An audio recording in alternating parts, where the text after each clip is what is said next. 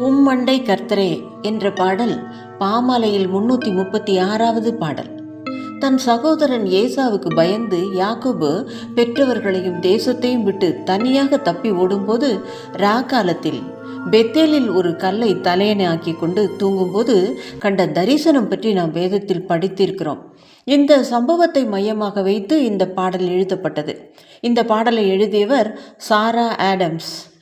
எந்த கஷ்டமான சூழ்நிலையில் இருந்தாலும் இறைவன் தமது தாசருக்கு உதவி செய்வார் என்ற நம்பிக்கை அவருக்கு வந்தபோது இந்த கனவை ஒரு பாடலாக எழுத வேண்டும் என்ற ஆசை வந்தது.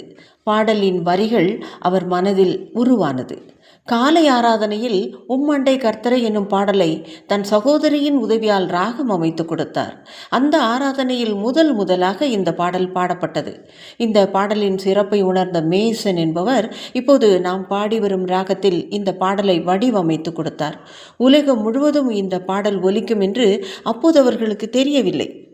உலகத்திலேயே மிகப்பெரிய கப்பல் என கருதப்பட்ட டைட்டானிக் என்னும் பிரிட்டிஷ் கப்பல் இங்கிலாந்தில் இருந்து அமெரிக்காவுக்கு 1912ஆம் ஆண்டு ஏப்ரல் மாதம் பயணம் செய்தார்கள்.